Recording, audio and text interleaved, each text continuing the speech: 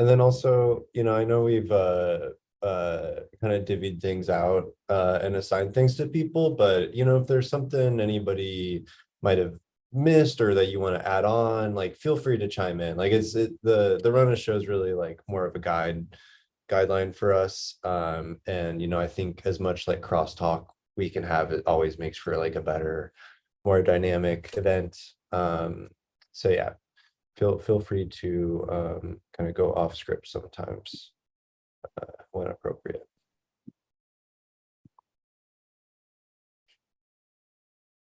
Like when my cat decides to bust into the room and yeah, Yeah, we whoever love else the cat decides to pop involved. in. My neighbor starts playing music while working out. Yeah.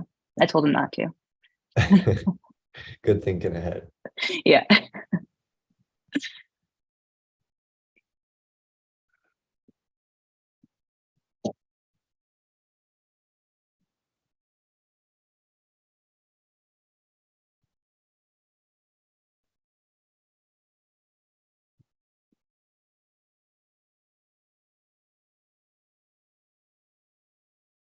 Okay, 4 o'clock. So I'm going to start the webinar um, in a bit, and then yeah, I'll do my thing, hand it off to Mary, and then come back on at the end, and we can use this chat thing, and I'll keep a track of time for you guys.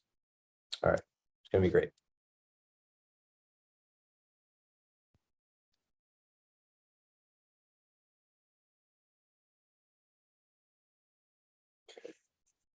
Good afternoon, everyone. My name is Connor Goodwin. I'm the communications manager here at ProPublica, and I'd like to thank you for taking the time to join us today. Last week, ProPublica launched the Repatriation Project, an investigative series that found some of the nation's most prestigious institutions, including the American Museum of Natural History and Harvard University, have failed to return or resisted giving back Indigenous remains and burial items long after the 1990 passage of the Native American Graves Protection and Repatriation Act, known as NAGPRA.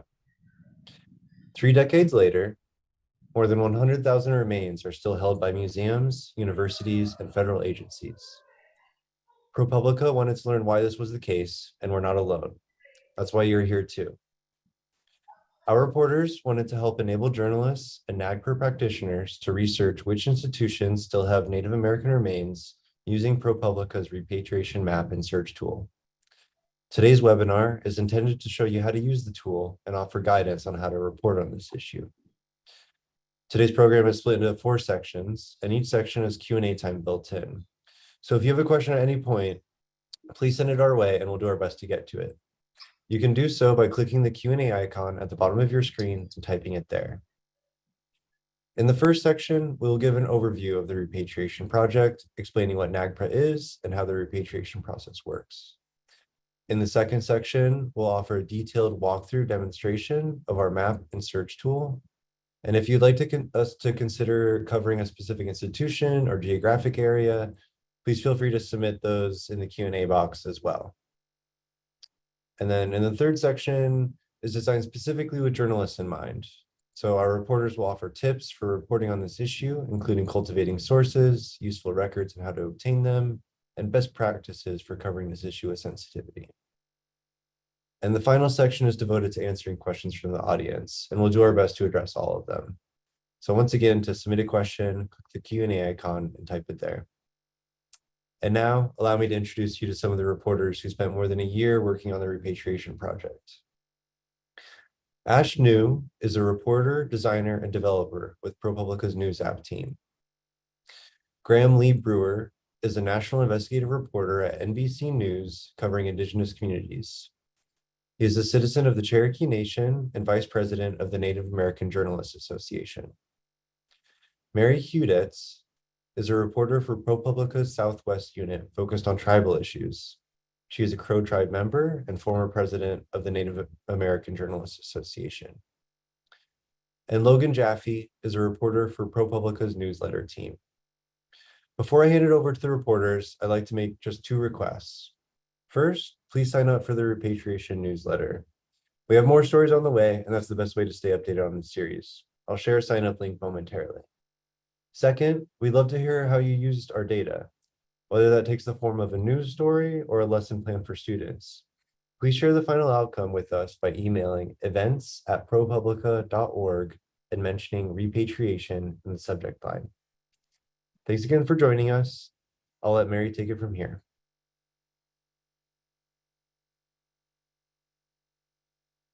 Day two. We're really heartened that so many of you are joining us for a conversation on how to respectfully report on repatriation. Already, we've started to see outlets pursue their own stories in their own regions, and we're really, really glad about that. I think the very best place for us to start is to look at the law of NAGPRA itself, and I'm going to hand it over to Logan to guide us through that. Sure. Thanks, Mary, and thanks everyone for being here. So NAGPRA, some people will tell you it's complicated. Some people will tell you that it is not complicated.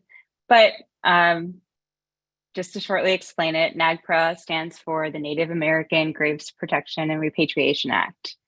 It's a federal law. It was passed in 1990 after a long Indigenous movement to find a way to get their ancestors and cultural items returned back from institutions and also to protect them on federal lands. And the law lays out a process for that to happen. And who NAGPRA applies to is any institution that has received federal money. This, could be in the form of a grant. More recently, we've been learning that this can also apply to institutions that have received PPP loans over the pandemic. There's lots of different ways that an institution can become subject to NAGPRA. And sometimes actually institutions might not even know that they are now subject to NAGPRA after using a particular, pot of money from the federal government. So, and I should say under the law also, an institution, the law just refers to them all as museums. We keep using the word institution in our reporting, but just so you know, if you do more reporting on this and come across it, the word museum applies to all of these sorts of institutions. And there's a couple things that the law requires these institutions to do.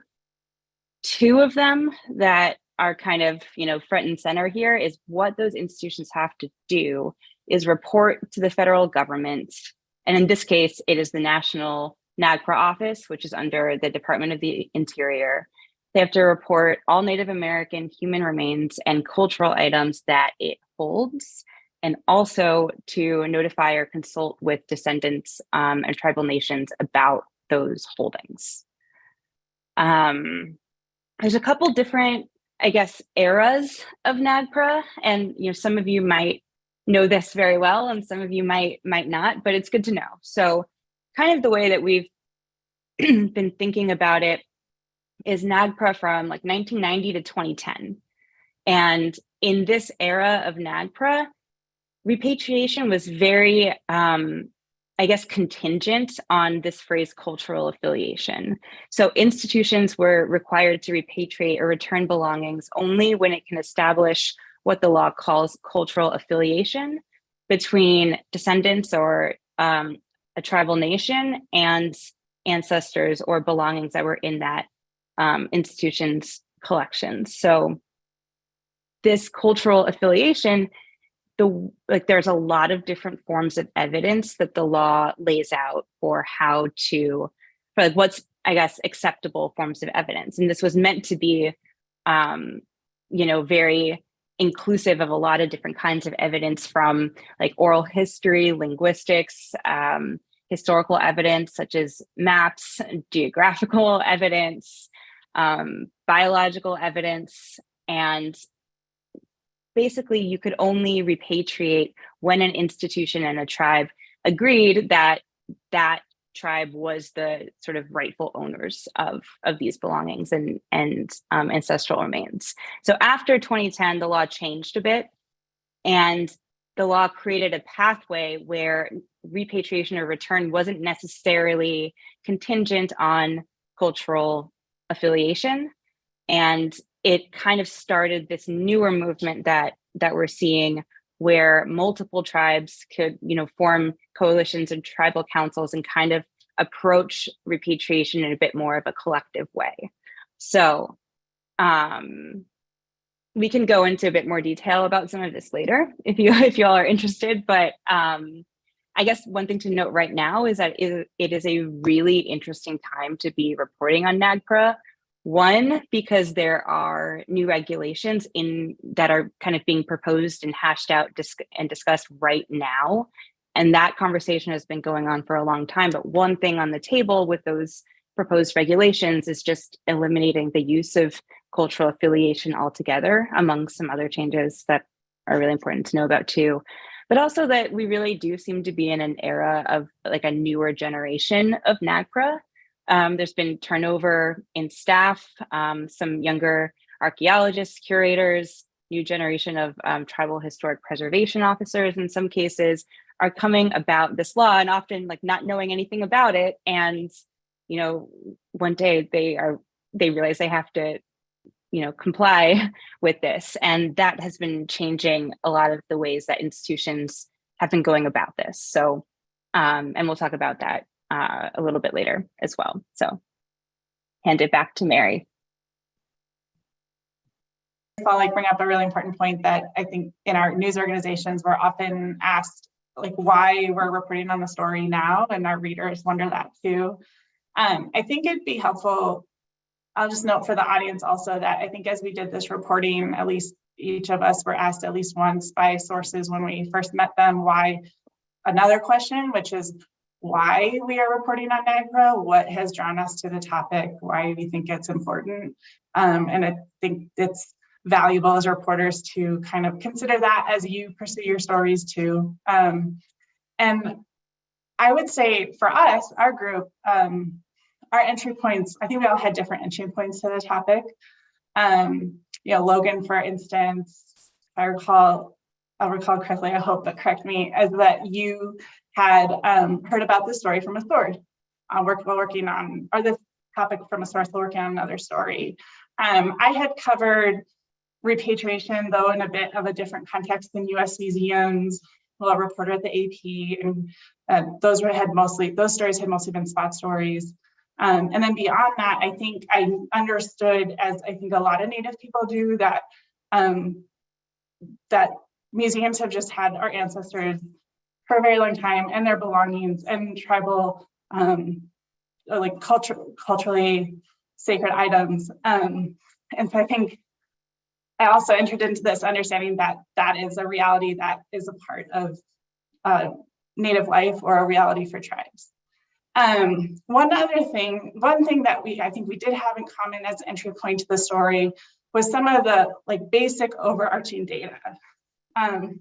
So for example, we each knew, as many of you do too in the audience, that institutions hold more than 100,000 ancestral remains. And in 30 years since NAGPRA's passage, less than half has been repatriated back to tribes. And so asking why the promises of NAGPRA had not yet been fulfilled after so much time was a clear and obvious central question, I think, that guided a lot of our work. Another thing that guided, I think, our work from the outset was a consensus to practicing cultural sensitivity at every turn.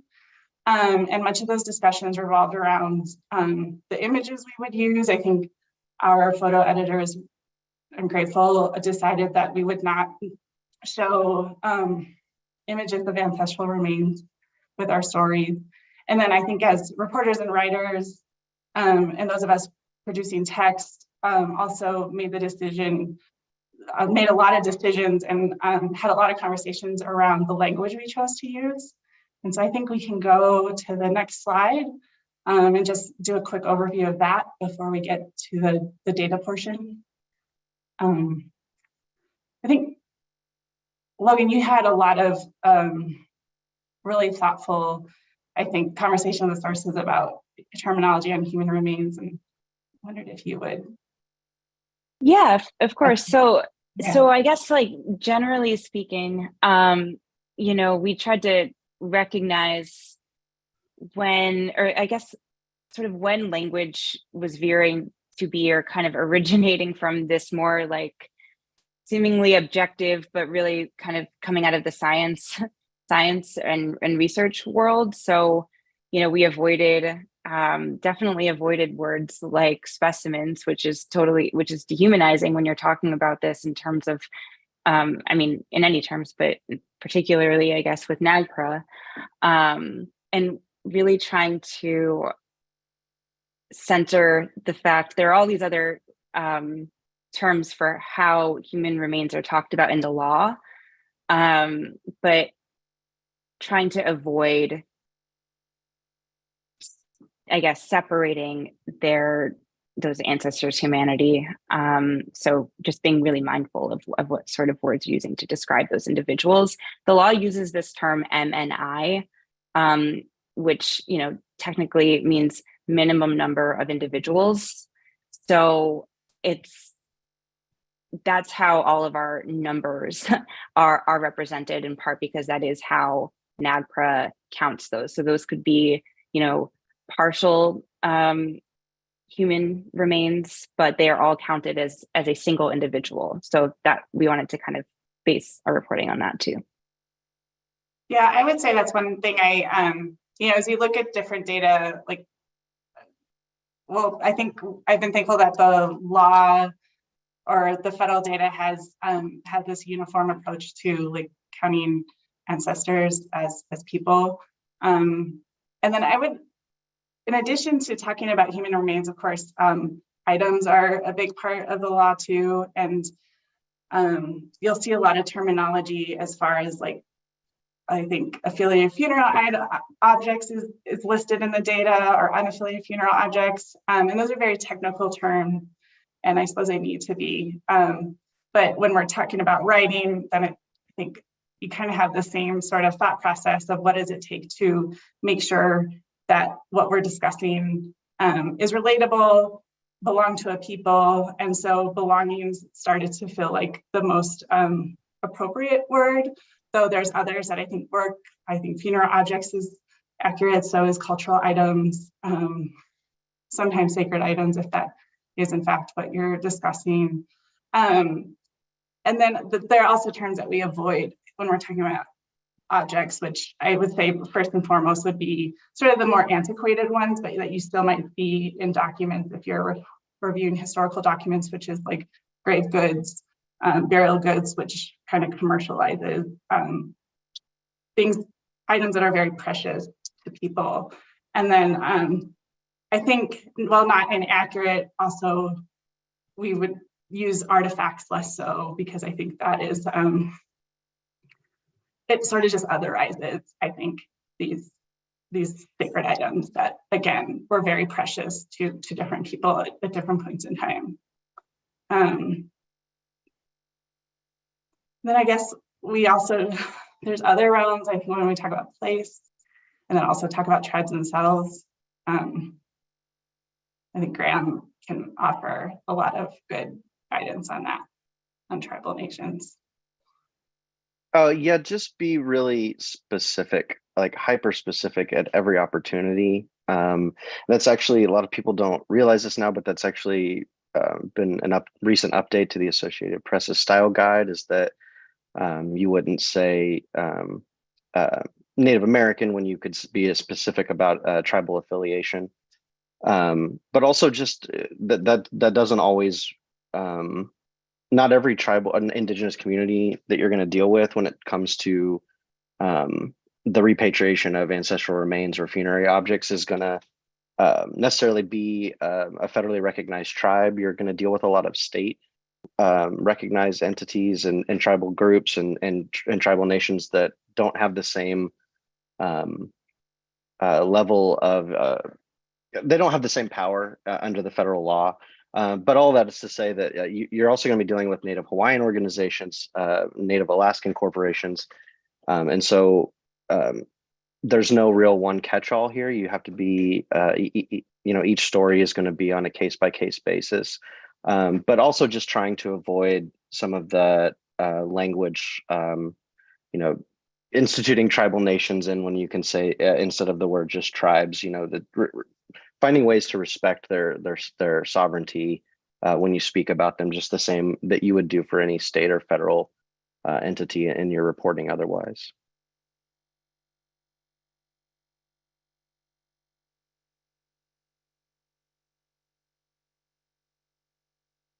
Really technical, but important language. So. Mary, did we want to take the question that Connor put in the chat? I can answer the first one. Sure. I'll just read the question out loud. It's as many tribes either lack federal recognition or have had their status terminated. How does that play into institutions' resistance to return remains? And that's a good question. So under NAGPRA, non-federally recognized tribes and groups are treated not on an equal level to federally recognized tribes. Oftentimes, if you are not a federally recognized tribe, the institution will not engage with you depending on their policies. Non-federally recognized tribes might have to work with a federally recognized tribe to sort of partner with them and get remains or funerary objects repatriated. So it's a definite hurdle, especially in states where there aren't tribes with federal recognition, or there are a substantial number of tribes that, for instance, in California, that don't have federal recognition. California actually has a separate state law, Cal-NAGPRA, which is more inclusive of non-federally recognized tribes. All to say that there's a lot of wrinkles to NAGPRA. There's a lot of different groups that it encompasses and are involved. And unfortunately, as the law stands right now, non-federally recognized groups get sort of short shrifted on that end. They do. And I just want to add one quick thing to that, Ash, is that there is a way through the law for tribes without federal recognition to appeal specifically to this committee that the law has. It's the NAGPRA Review Committee. So through a kind of like special permission, you could pursue repatriation that way, but that is completely reliant, as Ash was saying, basically on that institution and whether they want to even work with you. And then I think maybe the second question in that group of questions was, how did institutions acquire remains and other important objects from states? I think that the institution is not in itself. So for instance, Arizona State Museum having remains from California or Washington or Texas. And it definitely varies from institution to institution. But the basic premise was that people were doing archaeological expeditions or other, maybe somebody donated remains, donated being the word being used in a lot of these records. And maybe they took them across state lines. There's a lot of trading that happens within academic circles for research purposes, as well as just to sort of, I think, especially early on in the history of America, a lot of these institutions were just trying to collect whatever they could from all across the country so that they could have sort of an encyclopedia within their own institution. And so it's not just like California institutions will have California remains. There are quite a few institutions that have remains and objects from all across the country. And that's one of the things that we think is really surprising about the maps, just showing the scope of a lot of these institutions' holdings. And so I guess I'll move on from, thanks for the introduction, Mary and Logan. I'm Ash New, the News Apps developer, along with my colleague Andrea, who's not here right now. We developed the tool that we're talking about today. And before we dive into the tool, I wanted to talk a little bit more about some of the language that we're using, because it is something that we spent a lot of time on. One of the things that comes up a lot, this sort of info box that we have, which says, what does made available for return mean? Because that's the dominant phrase that we're using. Colloquially, as I think Mary and Logan have said, return or repatriate is a very common, or affiliate is a very common verb to use. Less colloquially, but more accurately, there's to complete the NAGPRA process or to transfer control. And in our work, we've been really striving to hit that balance of accuracy, but legibility to the public. And so that's sort of how we landed on the made available for return language. The data that we have relies on the notices that are published when institutions have determined a connection between tribes and remains. And these notices don't actually tell us whether or not remains were physically returned. All they do is say that the tribes are able to claim these remains, that the remains are available for return. So you might even see some of these institutions have 100% that were made available for return. For some institutions, that could mean that their holdings, they have none of the remains physically inside of their institution anymore.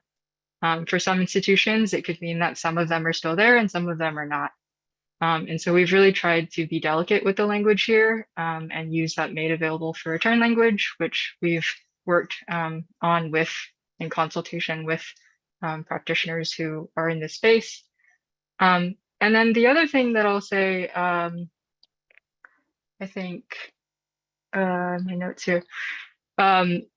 So the notices, when we say that it made available for return to a tribe, oftentimes the remains are made available for return to multiple tribes, and maybe only one tribe will take the lead on the repatriation or actually do the physical repatriation. And so that's just something to be cognizant of, especially on some of the pages that we have for the tribes. You might see a really large number like, oh, 2,000 remains that were made available for return to the tribe.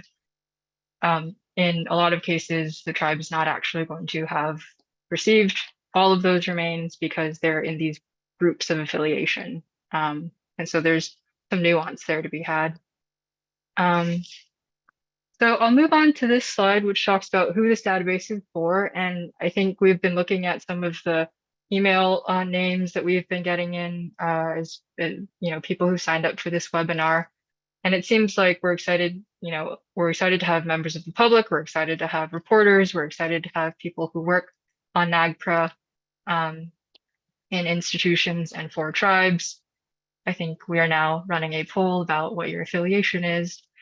And so this is really for all of those groups. In building this tool, we saw an opportunity to make some information much more visible and public that would help with as sort of an accountability measure to let people, especially the public, look up museums and universities near them that might still have Native American remains. And I think that really gets to the heart of the awareness question, which is, a lot of people don't know that this law exists. A lot of people don't know that this practice occurred. And the more people know about this possibility of repatriation, the more people could, learn about the law, learn about maybe you volunteer at a local historical society, or you have a friend who works for a museum or a university. And the more people who know about this, the more eyes there are on the ground who could say, hey, we think that this might be subject to NAGPRA. So that's one thing that this tool could be for. We also wanted to just sort of help facilitate repatriation by making this information really easily sort of accessible for folks who say that they work for a museum, they don't have a lot of resources, a lot of time to do the research to figure out which tribes might be connected to remains that they might have. And you can pretty easily look up, if you know the county or the state that their remains were from, you can figure out, okay, these other tribes have previously been affiliated to remains from this area. That might not mean that that tribes or those tribes may have a claim or interest in the remains that your institution has, but it's a first step. And I think that's one of the hopes that we have for this tool as well. And then if you're a reporter as well, we are able to show you sort of the institutional track record, repatriations done over time, which is really fascinating. And I'll dig into that more as we do the live share. Some caveats to the data, because I am apparently all about the caveats and the asterisks in this project. The data is self-reported, so it has some quirks. There are institutions who have reached out to us and have said that their numbers are outdated or they're inaccurate. And we really welcome them to update their numbers with National NAGPRA, because that is the only way that we can sort of keep track of things from the national bird's eye view. The numbers, I think, like Mary and Logan said, are minimum estimates. So, museums, when they're doing counting, they might not be very detailed in a first pass. And when they're getting closer to repatriation, they're able to more readily identify the number of individuals that might be represented in a group of remains. There are also some institutions that are subject to NAGPRA that haven't reported. We've heard anecdotal evidence of this occurring. And they might not be in the, if you type in a name and your institution doesn't show up, it doesn't mean necessarily that they don't have Native American remains. It might mean that they just haven't reported them. And so these numbers are best taken as estimates, and sort of as a preference, we like to try and round the numbers, because the specificity that is provided is oftentimes, it makes people think that the numbers are way more accurate than they might actually be. So that's something that you can think about as you report, to use phrases like at least, more than, rounded number, or like this is the reported number of remains, instead of saying it just is the number of remains. And those, I think, are all the caveats. We'll move on to the pages that we have, and I think they got maybe a little bit mixed up. The home page is the first page that we have, and it shows the bird's eye view of the whole nation with this big map. It has a list of all the institutions and all of the tribes that have been involved in this process. And it's a good place to start. It has the search box too, although every page has the search box. It's a good place to start. And then we also have institution pages, which, you can look up a particular institution, like I think some of these screenshots are UC Berkeley. And I'll go a little bit more into depth on each of these. We have tribe pages, which are pretty unique in that National NAGPRA, before doing this project, they were not able to search NAGPRA records by tribe. We've done some data work to be able to do this using all publicly available data. And we're able to really show sort of repatriation over time from the tribal perspective as well, and demonstrate the scope of work that these tribes have been involved in since the 1990s. And then we also have state and county pages, which for some of our reporters who are based in a specific region can be really helpful starting points as well. So I'm going to go ahead and switch to the live share. And I'm just looking at some of the questions. Would I be able to share where you obtain data on the amount of remains made of? Yeah, so data sources conveniently are my next slide. The data sources are National NAGPRA and also the Federal Register. And that's really it. The National NAGPRA is the group that maintains all of these records nationwide. And I think their info is right there. So I'll switch right over to the app here. Can folks see that? Great. This is just a little bit of intro. I think probably most folks have seen that to give context as to what we're getting into. If people have specific, states or institutions or tribes that they'd like me to look up, please feel free to try and pop that in the Q&A, and we'll see if we can do that. But I'll just start here with, I think, the University of Berkeley, because they are the institution that has the largest amount of Native American remains still in their holdings. You can also type in anything that you like, really, California. And you could search just for things in California and you'd get a whole list here. But I'll go to Berkeley. If you're looking into a particular institution, obviously the summary here will give you the highest level of information that you might want. If you're looking for more detailed information on specific counties, the specific holding of the institution, and maybe areas where the institution has successfully repatriated and areas where the institution has not, the map is a really good place to start. So the University of Berkeley, University of California, Berkeley is interesting because they have a lot of remains from California, but even outside of California, they have some remains, and you can hover over each of these for more details. You could even click in further if you'd like to get to a state or a county page. One thing to note about these maps, there are some remains that have no location information, so they're not actually visualized. And that's what's in this note here. The timelines, I think, are really interesting. You can see whether or not an institution has done a lot over the past 30 years or not. Here we have an instance of Berkeley. You see that they have started to do some repatriation after something like a decade of relatively small action. And all of these remains, or for the most part, most of the remains have been returned through the cultural affiliation clause, which is, they've made a very specific affiliation to a set of tribes.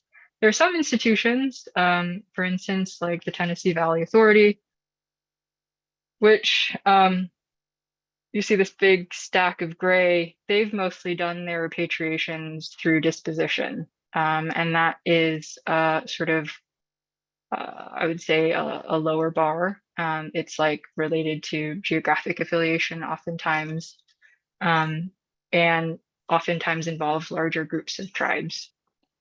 But, it's really interesting that TVA around the 2015, 2012 era started to really move on repatriation. And so as a reporter, when I'm looking at this, I'm thinking, okay, what changed? For TVA, it was a government audit. There was a government audit, I think, from the GAO that published around that time, which sort of spurred some reform there. There are other institutions, I think, I forgot exactly which one it is. And I think it might be Michigan. Yeah, Michigan State University, almost 100% made available for return. You can also see that in the past sort of 3 years, they've done a lot of disposition work. So perhaps if you are a reporter in Michigan area, talking to the NAGPRO coordinators there and learning about, what's changed, why has there been this sort of increase in repatriations after relative stagnation over the past couple decades. Another great thing about sort of the institution pages is that you're able to see which tribes the institution has made Native American remains available to, and as well as potentially, if we have a response from them, some institutions have emailed in a little bit more background from the university itself or the institution itself, describing, their response to the data that we're presenting here. And so one thing I think that might be interesting for reporters specifically, some institutions in some counties, there are institutions that have repatriated remains, and there are some institutions that haven't, just within sort of a specific county. And, these decisions are nuanced. It's not necessarily to say that every institution in every that's in the same has remains from the same county should have the same repatriation decision. But it is interesting when you see counties where, for instance, there's different different determinations from institutions. So let me just find, where is Wasco, Oregon? I always have this problem with being able to identify. Okay.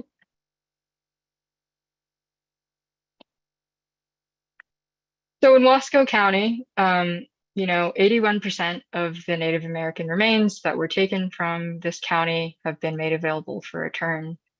And that's kind of an interesting, it's not neither 100% or 0%. There are some institutions that have and some institutions that haven't. And we can kind of see in this list here, these are all the institutions who have remains that were taken from Wasco County. The University of California, Berkeley is on that list, and they have not made the remains that they have from this county available for return. Other institutions, including Yale, the University of Wyoming, the American Museum of Natural History have.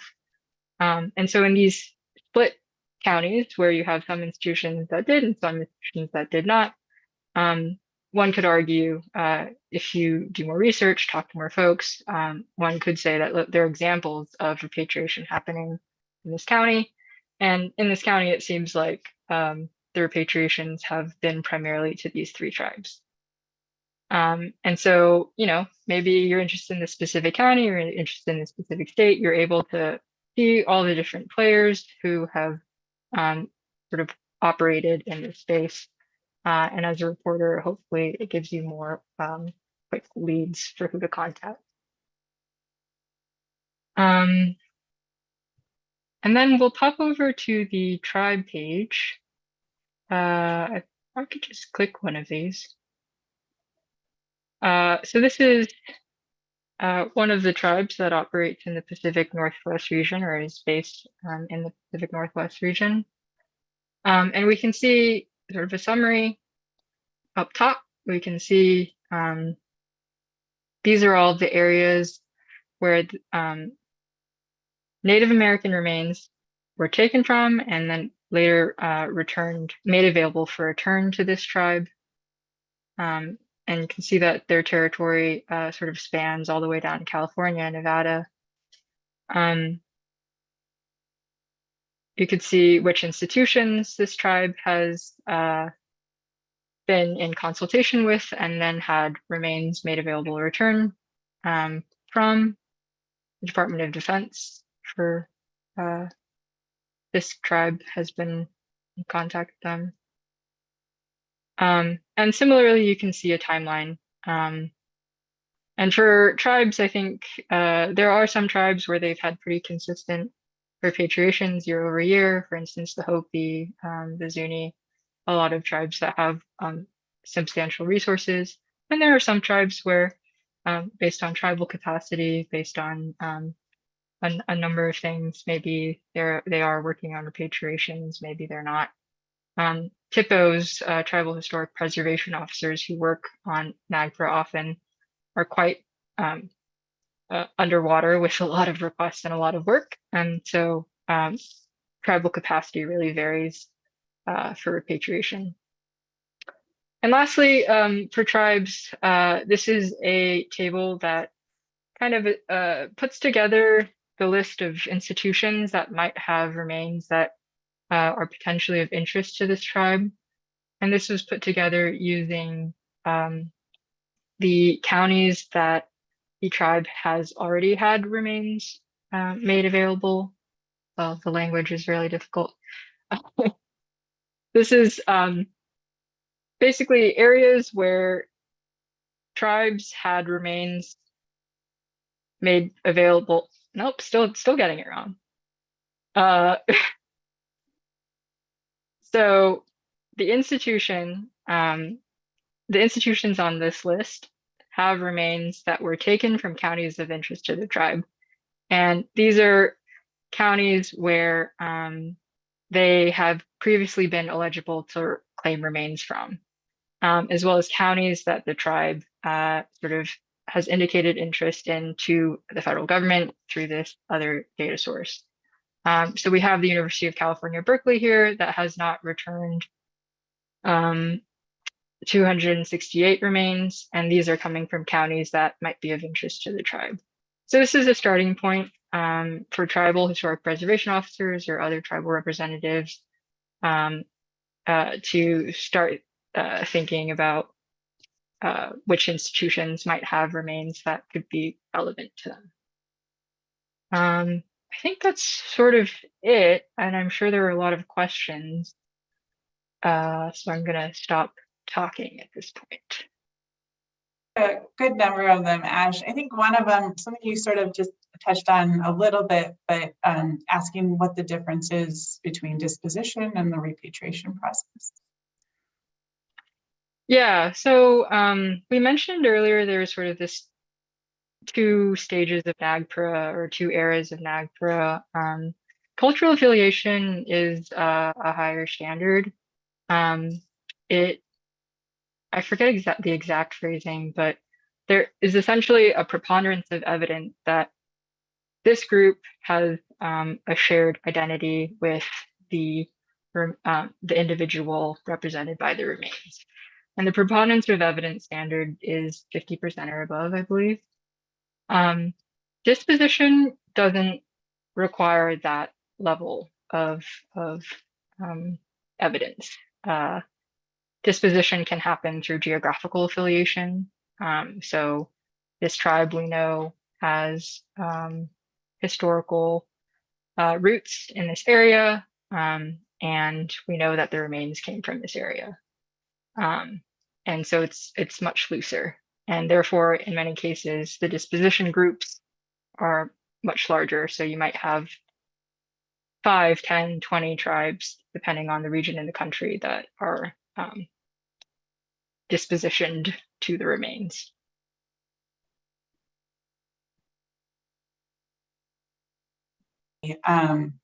But it's a clarifying question, and says earlier in the opening, you said that less than half of objects have been returned. And so I think it is, what is the source of the data that indicates 50% of objects have been or not been repatriated? I think I was the one who mentioned that fewer than half of ancestral remains have been returned. And if I did say that it was items to or alluded to that, I'm sorry. We'd have to check the data real quick to know what the status is on items, since a lot of our reporting is prioritized remains. And I can't do that just yet, but is that correct, Ash? Yeah, objects are different and they're hard to count. So for instance, one museum might count a necklace as one object, another museum might count every bead in that necklace as several objects. And so I've been sort of told by experts to think of the objects number as much more loose. The associated funerary object, they're associated to the remains, and so if that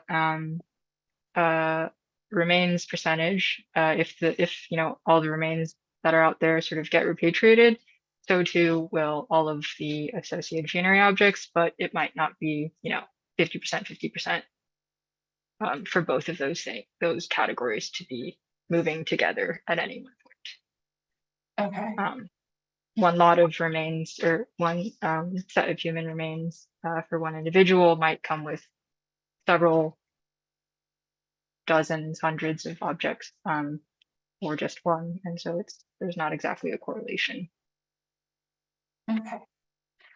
We have a lot of more questions, and certainly if you want to jump in, Ash, if any prioritize to you, but with that, maybe we could get to the sources that we work with also and the documents, and then I would love to answer some of these questions because there's really good ones about museums past of collecting outside the United States as well. So a lot to cover. Yeah, I don't have very much more to say about sources other than the Federal Register at federalregister.gov has more detailed information about remains and objects that were repatriated. And if you're doing something very specific about an institution or tribe, they have a search engine, and you can search for what you need there. And then, yeah, if you are looking for very up-to-date data or more detail, getting in touch with National NAGPRA is the move there. Do we want to move on to, should I take some questions, Mary, or did you want to move on to the next section? And we can move, maybe I could give you one more and then we should move on to sources and docs real quick. Sure. But I'd love to answer all these questions before we wrap the whole thing up. A good one, and again, I wonder if we'd have to look at the data to answer this, but of the portion of remains that are held, what percentage or how many of them don't have location information? I think it's 13%, okay. But there's sort of different number. There's a different number between, like, some don't have counties, but they have states. Some don't have counties or states. And this just gets down to the provenance information that a lot of institutions are missing. I think here it says institutions reported. Yeah, so we have some of those numbers available right under the map.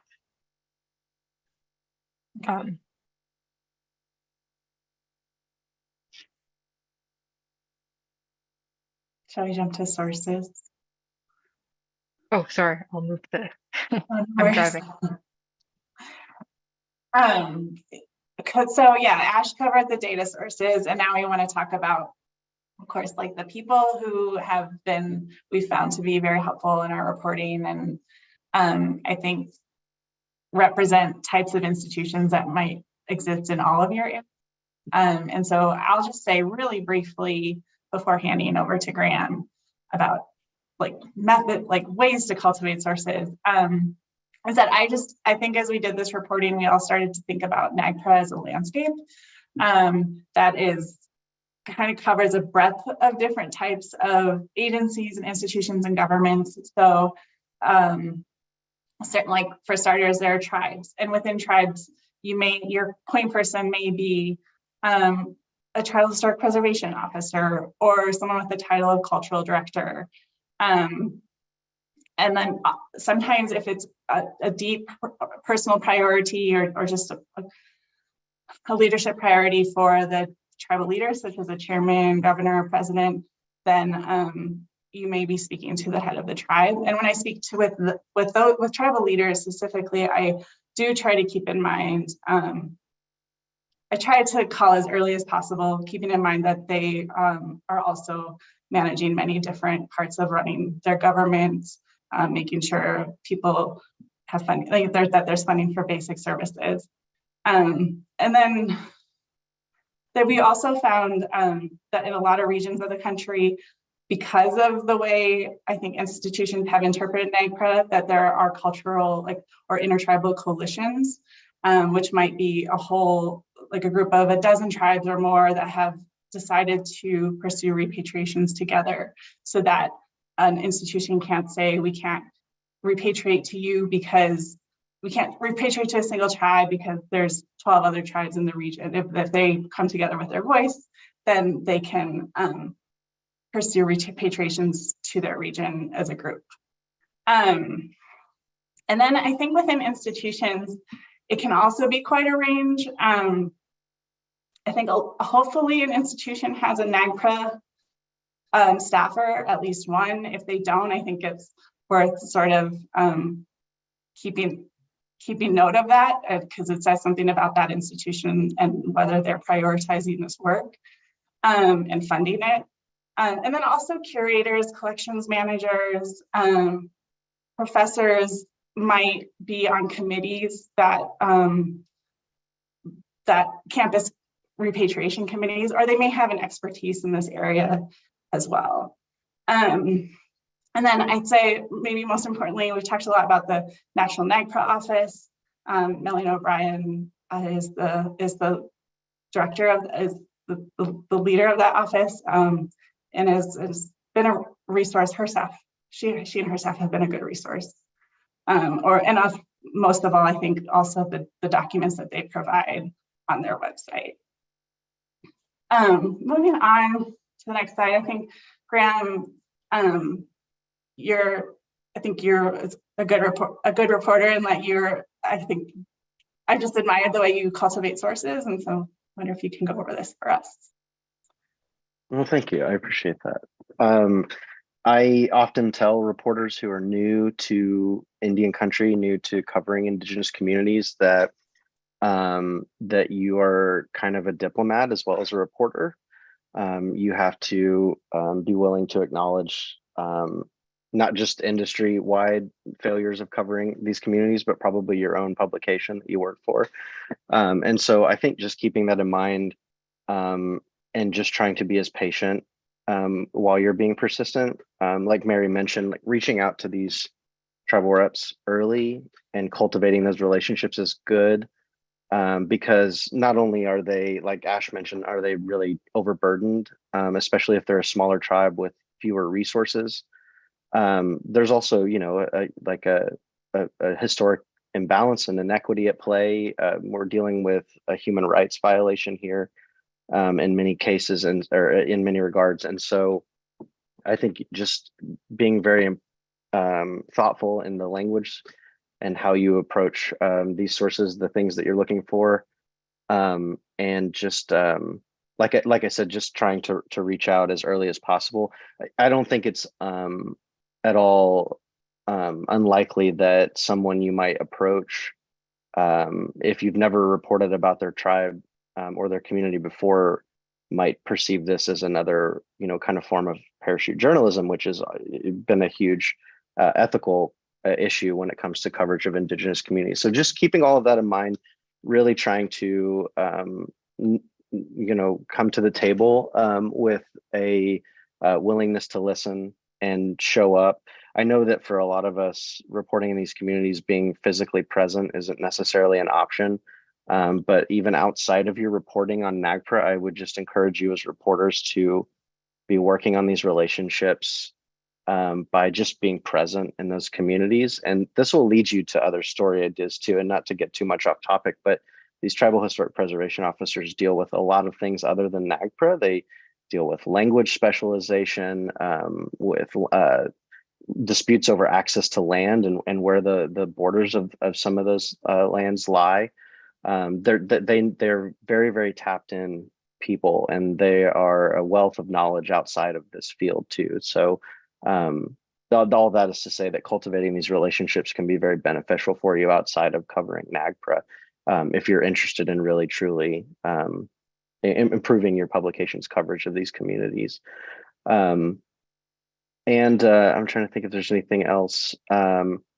Yeah, and then just understanding that this has been mentioned before, but there's really, really stark differences in how a lot of these tribes, tribal nations and communities approach repatriation. For many smaller tribes, even though a funerary object, for instance, might have been made available for return, the tribe might not have the capacity to take care of it. And so they develop these relationships with universities where the universities kind of become the caretakers of these items.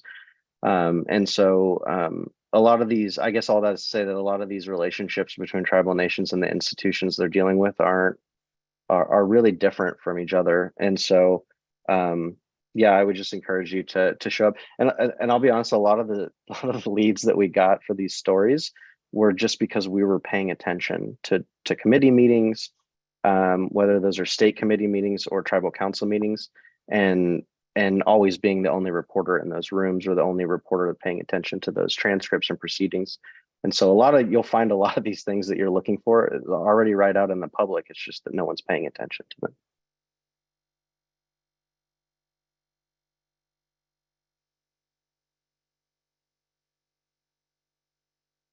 Documents. And as we do that, I was just going to note, in addition to ways we cultivated sources, we had issued a call out for leads as a way to listen to people and also figure out, help us figure out the stories to pursue. So that was immensely helpful for us as well. So records, I think go back one more there, Ash. We're going to go over records real quick. Sorry, having a little bit of trouble. There we go. Yeah. Cool. I can talk about records. So there were and are a lot of different sorts of records involved with the reporting that we did, and also the reporting that we are working on and are planning for the future. And there are a couple, I guess, kind of base documents that we've all found very helpful. One sort of document are the earliest inventories that you can get of an institution's holdings. So after the law was passed in 1990, the first deadline for institutions to submit to the National Park Service an inventory of all of their NAGPRA collections was 1995. A lot of institutions, probably most, didn't make that deadline. So there are two things to look for here. One, did that institution, make their deadline? And if they did not, did they ask for an extension of their inventories from the National NAGPRA office? And then if they did, that sort of, I guess, like we can consider that a lead-in to look into what was their reasoning that they gave for why they needed an extension, or why they couldn't meet that earliest deadline. And then for the institutions that did meet that deadline, just getting their report that they submitted to the National NAGPRA office. Those are public records. You can either ask the institution for those directly. You can FOIA the institution if it's a public institution, or you can also, get them from the National NAGPRA office. But looking through those early reports, as a reporter, it gives you a lot of context and information about where that institution's head was at. Like, how did they approach even having to do NAGPRA in the first place? And it also gives you a lot of numbers. It gives you a lot of information about, sometimes they can give you very specific information about which tribes they consulted with or claimed to consult with, and which ones they did not. So, looking for that element is really important. And then any sort of correspondence that you can find between an institution, either kind of within itself, within its, few institutions actually have their own sort of full-fledged NAGPRA departments, but if you can find correspondence between people at an institution and people at the National Park Service, and kind of back and forths of, we found this item in our collections that we didn't know that we had, and sort of getting an idea into what these conversations are like can give you as a reporter an understanding of how nuanced and sometimes how complicated it can be. So looking for that. And then also, this is a really big one for us. So the law has been around for more than 30 years. There is a NAGPRA review committee that meets a couple times a year. And this has been happening since, I think, 1992 is when they were first talking about and trying to write the regulations about how the law would actually work in practice. All of those, I think that they're all still available online. Those transcripts are all available on the National NAGPRA office website. So you can go back in the archives, meeting by meeting, and there are so many, but you can download the folder of that meeting, get the transcripts, and then also, I think in most meetings, you can also get any attached meetings materials that were included with that. So what we did is, compiled all of these transcripts into a searchable database so that we can quickly look up either an institution or even a theme, and kind of get a sense over time of what the conversation, at least in the NAGPRA review committee, what that conversation was like and how that evolved. And I should say the NAGPRA review committee, they're generally, meetings that the public can come to. And they're a meeting of, I forget how many people are actually on it, but I think I want to say 7, kind of representatives of various like interests in the NAGPRA process. So some might be from like on behalf of the Society for American Archaeology. Some of them will be tribal leaders. Some of them are government officials or federal agency representatives. So this is supposed to be a committee that can hear any disputes that a tribe might bring to them about what's going on with how they are trying with their relationships with an institution. So it can hear disputes, it can implement new regulations, and just like talk about like particular cases and particular instances that are kind of tricky to navigate. So that was a really useful resource for us, and those are publicly available online. And another pretty important bucket that is fairly easy to get information about is the NAGPRA grants program.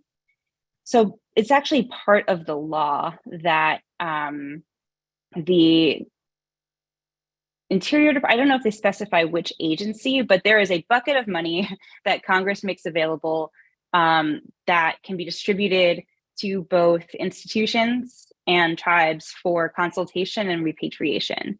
And the government can grant you these different like buckets of money for different repatriation or consultation projects. And if you are, reporting on a particular institution and their return rate or their relationship with the tribe, you should definitely get a sense through this information if they have applied for national NAGPRA grants before. If so, what were they trying to work on? Did they get that money or not? Because the national NAGPRA program it keeps track of declined grants as well.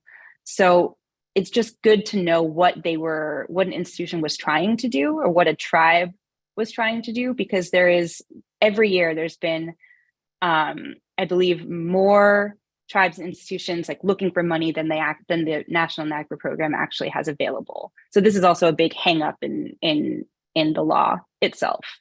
But as a reporter, it's important to familiarize yourself with what has happened with that institution and tribe in the past. There's a lot more, but that's I'll keep it to that for now. And I'm happy to answer questions. I'll answer questions about this later too. To our last slide and show it. I think it's a great place to end. And just keep in mind, I think, as some of the things that I think we try to adhere to through our reporting, maybe especially fitting since we had kind of started with cultural sensitivity. And while that's posted there, I think we're going to go ahead and jump to questions since we're limited on time and there are so many of them, if that's okay with the team. So let's see. Let's get to, there's a lot of good ones. I thought this was really a thoughtful question. What are the characteristics of successful repatriation efforts, both on the tribal side and the institutional side? Are museums more likely than other types of entities to return remains? And I think maybe we could just summarize some of what we've heard from sources of what's worked well and not. I can go first briefly and just say on the tribal side, it seems that when I think a tribe feels that their claim to their ancestors is not dismissed, and especially if they're citing tribal knowledge and their histories and cultural information, that is considered successful, and also successful when an institution does not press them for maybe especially delicate, private, and sensitive cultural information. And then also, I think when the tribe feels that they've had a chance to be at the table with the institution and be heard. The others have? Yeah, just to add to that, one thing that I've heard that has been successful with institutions is when a curator or a NAGPRA coordinator or whoever's doing NAGPRA at, whatever museum, they don't withhold any information from tribes. Museums have tons, or sometimes they have nothing, but sometimes there's tons of information available about particular collections, and even notes from the person who excavated this these human remains and other objects. I've heard of institutions just basically making a gigantic Dropbox or Google Drive or whatever file sharing like capability you have, and just trying to upload everything you can, so that you are having these conversations or consultations with that are a bit more transparent, and that everybody has access to the same sort of information. Yeah, I think tribal consultation is like such a huge key to a successful repatriation, like relying on traditional tribal like knowledge, whether like that's geographical, historical, cultural, whatever that might be, and giving it equal footing. I would point to I think it'll still be years before I could answer the question of whether or not it was successful or how successful it was, of course, because it takes a long time. But what the University of North Dakota did recently with their discovery, they found, I want to say it was like 70 remains in some pretty terrible conditions in boxes and storage. No one really knew they were there because no one had really looked since pre-NAGPRA. It was a really, really like horrifying and tough situation, especially for the tribes in and around the University of North Dakota. But if you go look at the University of North Dakota, it's like they created a whole website to answer questions. They really made efforts to be as transparent with tribes as possible. And I think like they showed that if they can do it, that it can be done in a really thoughtful way. And so, yeah, I think reaching out to tribes very early for consultation and advice and guidance is a really important one. Yeah, I'll also make note of being proactive. I think there's the question of what the law, the letter of the law expects and what the spirit of the law is. There are some institutions that have said, we reached out to the tribes in 1999, we didn't hear back from them since then, and our legal obligations are fulfilled. And that doesn't, maybe true, but that doesn't get to the spirit of the law. And I think a lot of the tribes are getting mail from all across the country, from the correspondence from institutions across the country, and keeping track of that all can be difficult. So just being proactive, I think, is something that has been proactive and consistent is something that has been brought up on the institutional side. And then in terms of which types of entities are more likely to return remains, just sort of anecdotal and subjective, but you can sort of see geographical patterns. So in areas where there are tribes that have been displaced less than perhaps other populations, I think there's been more continuity of traditions, of communities, of history, and many of those tribes have had some greater success in having their ancestors returned, and also are just able to more readily cultivate relationships with institutions in their area because they have a physical presence, and they don't necessarily need to get on a plane every time they need to talk to an institution. Those are some of the trends that we've seen. The federal government also is itself subject to the law, and in many ways, some of the National Park Service units have pretty close connections to tribes that operate in their area, and some of those sort of agencies have seen some success. Comparatively, some institutions have a history of scientific research and interest and holding on to remains for those reasons, and you'll find sometimes lower numbers in repatriation numbers at those institutions. I'll direct this next question to Logan, or start off with you. And what do you see as the biggest denial of why institutions such as public universities may deny records requests? And how would you suggest local reporters push?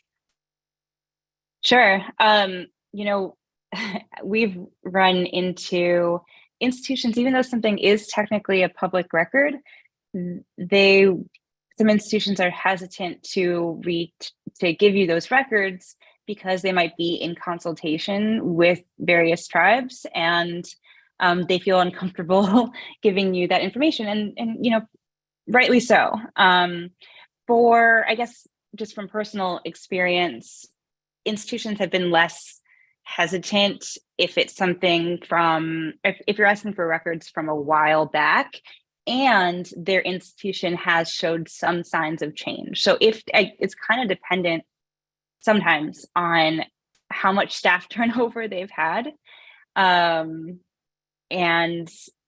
you know, and how we've gotten around that. So I don't know if we've really gotten around a lot of these issues, but I would say if you can, try to have a good relationship with whichever tribes are in consultation with that institution. And that's a whole other sort of aspect of this reporting is your relationship with various tribes. Because sometimes, you know, an institution will tell you that they don't want you to have certain information because the tribes want to keep it private, but then various, you know, tribal leaders or historic preservation officers will just, you know, either send them to you or say, I don't know why they want to keep this from you. You know, in some ways, part of the reason why there's this backlog is because of a lot of, you know, kind of secrecy around this. So, but that's not to say that, you know, tribes aren't going to, you know, tell you that this is private. And I think as a reporter, probably more so than any other, you know, stories that I've worked on, when somebody says that they don't want to talk because they're in active consultations, I haven't pushed it. You know, like that's pretty serious. That can be very sensitive, and you actually have a lot of I think potentially a lot of influence or power as a reporter if you are this like external factor, like poking your nose into this very sensitive dynamic, and a lot of the times you're trying to like rebuild relationships. So I guess just making sure that the tribal leader, whoever is involved with consultations, knows that you are there and that you are interested. And you know, sometimes I have shared public records with various tribal leaders to show that, you know, this is information, this might be, you know, of interest to you. And saying I'm around and check in every couple months like you would do, but letting people know that you are not actually going to repeatedly be getting in touch with them as you might for you know, a different topic. Yeah, I would just a add, little off topic there, but I think I answered two people's questions with that one. So I think so, yeah, and I would just agree with those points. Repatriation is, well, I think museums withholding ancestral domains can be very painful, and sometimes I think a tribe wants to go through that privately, in which case we keep the door open, but respect their wishes. Do we have time for one more? Mary, could I just make a point on that? One thing that we've heard from some tribal historic preservation officers is maybe they don't want to have stories out about specific repatriations or consultations with institutions that are ongoing. But a lot of, I think, tribal historic preservation officers are interested to talk about funding and being able to get more awareness around their sort of inability to do the work that needs to be done because of the high levels of turnover and the lack of resources. So it might be about pivoting the story to not be focused on the numbers or a specific institution to tribal relationship, and something that comes from just talking with your sources about what is top of mind for them. I'll go to the next question. Thanks for that, Ash. Graham, I'll direct this one to you.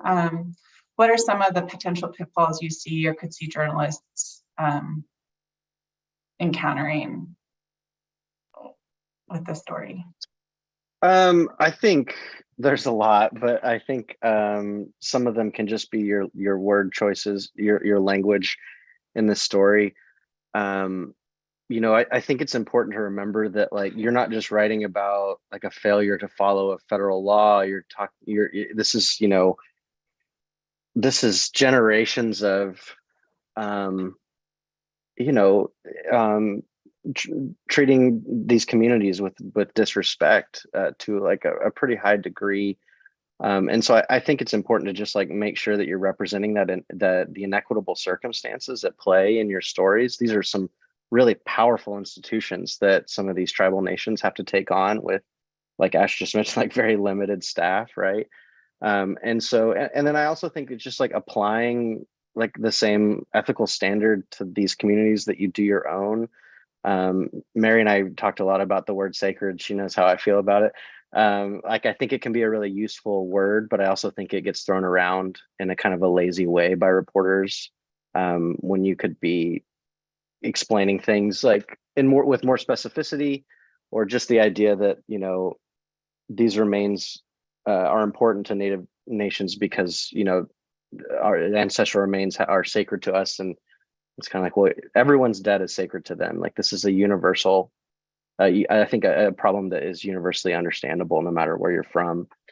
And then, yeah, I think just being cognizant of the historical inequity, because the inequity also isn't just something that's in the past, it's present day. Like the information that is gathered, I'm thinking particularly funerary objects, cultural information, things like that. I guarantee you most of the tribes that you talk to are going to tell you that the things that were collected, the research that was done, that wasn't shared with the people it was taken from.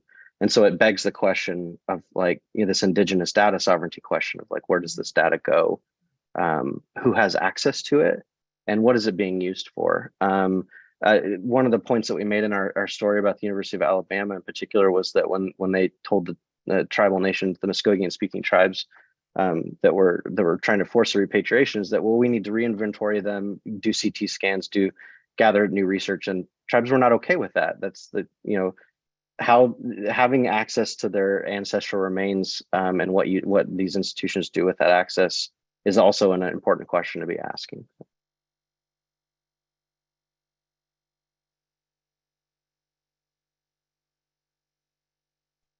Items that exist in the United States, are currently in the United States or in U.S. institutions, but have come from Canada, and or also asking about what European institutions hold. So do you mind discussing the extent to which the data, or the limits of the data on that front? Yeah, well, sadly, the limits of the data are the US national boundaries. NAGPRA only extends to that realm, and is only US federally funded US institutions that are subject to it. One thing that we tried to do on the maps was sort of, instead of just having the US map hovering with no sort of other land masses around it, is just demonstrating that, you know, Mexico and Canada are connected land masses, and they're indigenous tribes that cross the boundaries that we presently have in modern society. I don't have very much more to say on that topic. It's sort of a frustrating part of sovereign nation existences, but that's how it is now. Thank you.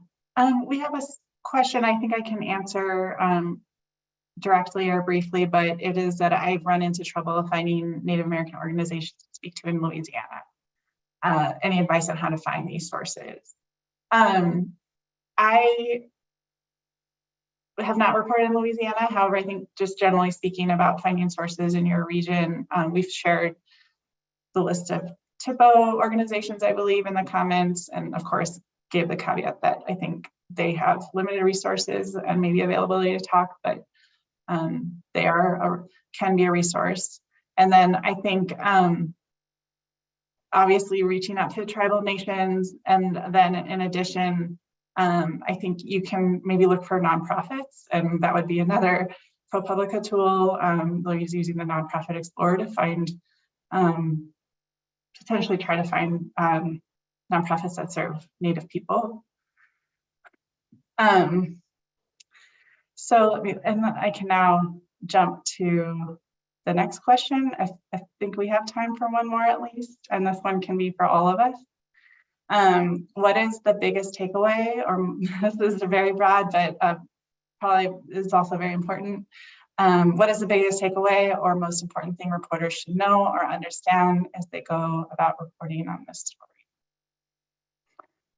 I would direct to, I think, the last slide we had on sort of which I think is our list of sort of values that we always wanted to keep in mind while doing the story, understanding that first and foremost, you're writing about a human rights issue, or NAGPRA's written recognizes human rights law, but I'd love to hear from my colleagues.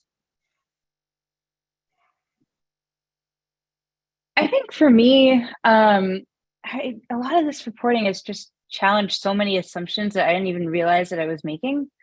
You know, it's important to keep in mind as you're reporting all of this, that it's not that every tribe doesn't have the same sort of preferred outcome of how they want the repatriation process to go and what should happen. So don't just assume that there's one sort of pathway, and that pathway always ends with reburial. I mean, often it does, but sometimes that doesn't make sense at that time. So I guess just being open to that. And then also, I guess, like, being pretty mindful of how a lot of I guess, like, interests or sorts of fields of this really intersect. Like, there are you know, like tribal archaeologists, there's cultural, like science and tribal interests are not mutually exclusive. And I think that is sort of like the cleaner, wrong narrative. But they intersect and bounce off of each other in ways that are really worth paying attention to.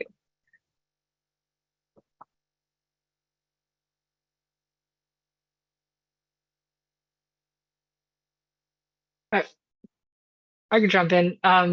What I was going to say was fairly similar to what Logan was saying. You know, as someone who's not Native coming into this project, we really did try to go slowly and do our due diligence and talk to people who have been doing this for decades, some on a volunteer basis, some as their careers.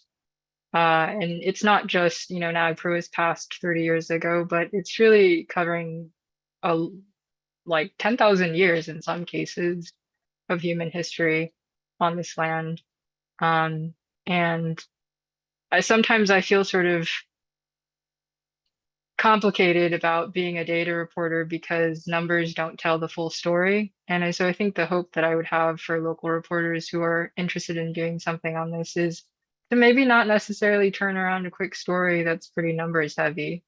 I think it's a good place to start and can give you a sense of patterns and relationships, but developing sources, getting in touch with people who are doing this work on a regular basis and learning about the stories behind the numbers, because I wish we could have provided more of that, but we've read so many instances of all kinds of ways that remains of Native Americans have ended up in museums. And I think those stories are what give repatriation a lot more life past just the numbers basis. The only thing I agree with everything that's been said. The only thing that I would add is that that the law exists today because of generations of Indigenous activism and like asserting our humanity and our, the fact that we deserve basic dignity and respect. People like Maria Pearson in the 70s and Walter Echohawk, who's still alive today, and the work that he did. And the law didn't happen because the United States suddenly decided that it had been doing something horribly wrong since its inception. The law was put in place because Indigenous people forced it to be put in place. Well, that's a great place for us to wrap things up. I want to start by thanking all of our speakers, Mary, Logan, Ash, and Graham. You guys all did a tremendous job. Thank you for lending your reporting expertise and insight on this prescient issue. Thank you to all of you in the audience. Once again, we're excited to see what you do with this data. We'd love to know about it. So if you could please send us your news stories or whatever outcome might come of this by emailing events@propublica.org and putting repatriation in the subject line. We'd love to see it. From all of us at ProPublica, thank you for joining us, and we'll see you next time.